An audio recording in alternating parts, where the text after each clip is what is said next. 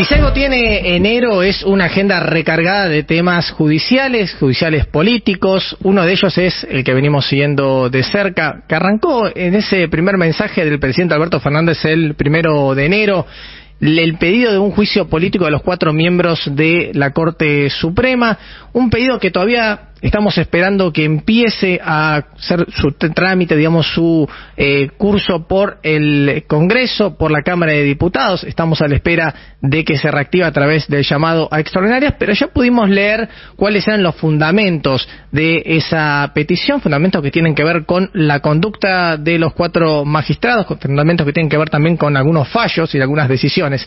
Y estamos en línea para hablar sobre todo esto y mucho más con Graciana Peñafort, directora general de Asuntos Jurídicos del Senado y además abogada, por supuesto, la doctora Graciana. Muy buenas tardes, te saluda Mariano Beldic, Agustín López Núñez y Lucía Rodríguez Bosch de Habrá Consecuencias. ¿Cómo están? Buenas tardes. Muchas gracias. Qué lindo encontrarte acá en verano. ¿Ya te tomaste un descanso o estás...? Sí, en unos días. Ah, bueno, estás esperando, entonces estás contando los días para poder... Algo así. Todo llega. Y digo, una persona como vos, que está tan interiorizada sobre lo que es los asuntos jurídicos, que los sigue, que además tiene un rol allí en el Congreso, en la parte del Senado, donde eventualmente recaería, en el último de los casos, si logra avanzar, o está bastante difícil por los números, el proceso de juicio político. ¿Se puede relajar plenamente o estás con un ojo siempre mirando todo lo que está pasando acá? Y uno siempre tiene un ojo mirando lo que está pasando. Yo creo que hay que seguir el ejemplo de Ari, que tiene el superpoder de desconectarse. Sí, bueno, de hecho, pero Ari se desconecta. Cuesta mucho, y aparte cuesta mucho porque el teléfono tampoco te deja desconectarte. Claro. Pero bueno, pongo un modo restringido, digo qué llamadas voy a considerar primarias y reviso cada tanto los mensajes. Está muy bien.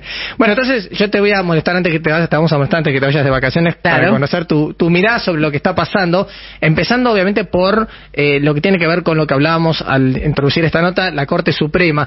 Ayer hubo muchos mensajes dentro de lo que es la oposición, especialmente de Juntos por el Cambio, que decían y condenaban lo que estaba pasando en Brasil, pero a la vez decían, pero acá también se está atropellando a la Corte Suprema. No, lo que demuestra es que quienes mandaban esos mensajes no han leído siquiera la Constitución, porque a diferencia de lo que pasaba en Brasil, donde había un levantamiento de población civil, incluso algunos sectores de las fuerzas de seguridad, acá lo que está pasando es un trámite que está arreglado por la Constitución.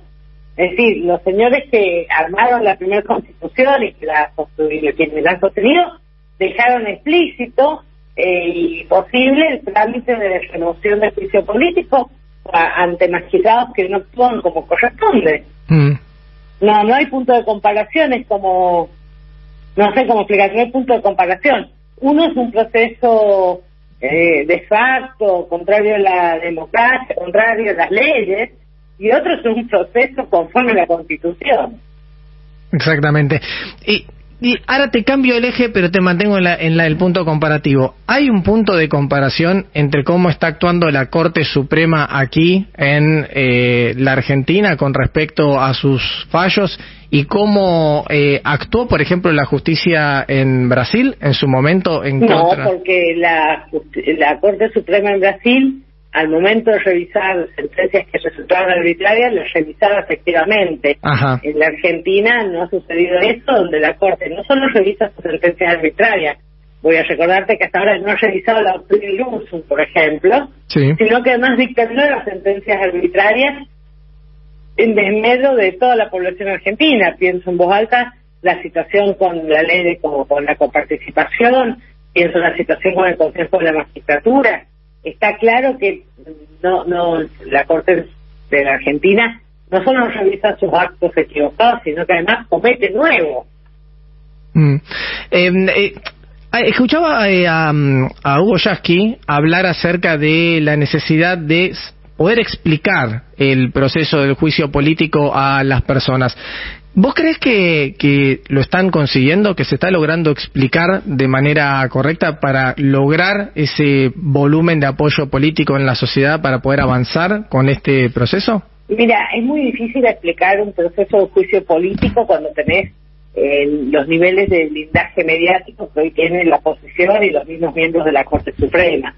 Pese a eso, yo creo que se está haciendo un gran esfuerzo para poder explicarlo. Yo esta mañana escuché la conferencia de prensa improvisada por Rodolfo Tailade, donde dio hizo un breve resumen de cómo es el proceso.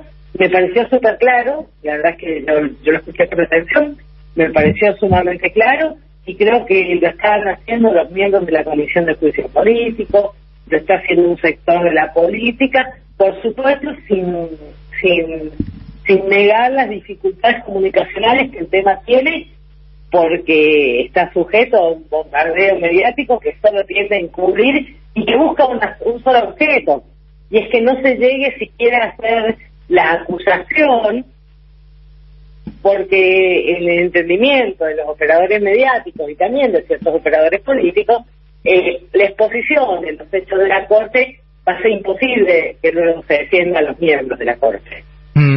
¿Es factible que se cite a los miembros de la Corte durante este proceso ante la Comisión una vez que se active?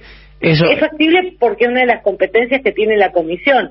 Luego, por supuesto, los miembros podrán concurrir personalmente, podrán concurrir por escrito. Claro. Y te consulto en base a esto. ¿Vos ves viable? Recapitulo, en 2004, 2003, 2004, 2005, cuando digamos avanzó en su primer momento contra un proceso, contra una corte que era ampliamente cuestionada, la famosa corte de la mayoría automática y demás, había cierto consenso en cuanto a la necesidad de que se avanzara en esa dirección. De hecho, Néstor Kirchner un poco se hace eco en ese momento como presidente de ese reclamo que estaba allí y que, digamos, lo toma como una causa y lo lleva adelante y logra finalmente dar curso a una nueva Corte Suprema ampliamente reconocida a nivel local, internacional. ¿Hoy existe ese apoyo popular? Me parece que no, a nivel popular puede existir. No lo veo a nivel político, porque veo un sector de la política embanderado a sostener esta Corte porque son los beneficiados de muchas de estas sentencias arbitrarias. Pienso desde la Corte que facilitó el lawfare hasta la Corte que se convirtió pretendió ser el Senado, reviviendo una ley derogada como hicieron en el Consejo de la Magistratura, cambiando las reglas de la coparticipación por fuera de las normas aprobadas por el Congreso, pero eso es un sector de la política. No sé si es trasladable al plano popular, porque siento que la sociedad está bastante enojada con el Poder Judicial y lógicamente ese enojo va a llegar al tema de la Corte Suprema, porque finalmente es la cabeza del Poder Judicial de la Argentina. Claro.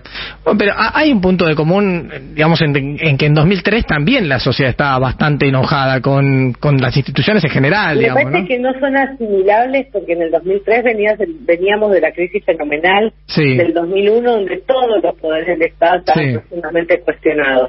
A mí no me gusta la situación institucional actual de la Argentina, pero no creo que estemos en una situación asimilable a la del 2003. Sí, no, eso está claro. Me refería en cuanto a la antipatía, digamos, ¿no? O sea, el enojo de la gente con determinadas instituciones o determinados actores. O sea, básicamente me refería a eso. Tengo que entiendas algo, yo soy abogada, no soy socióloga. Eso debería preguntárselo a quien se dedica a estudiar qué opina de la opinión pública. Me parece bien. Entonces, te aprovecho con una pregunta más como abogada. La vicepresidenta Cristina Kirchner hoy avanzó finalmente en recusar a la jueza María Cappuccetti.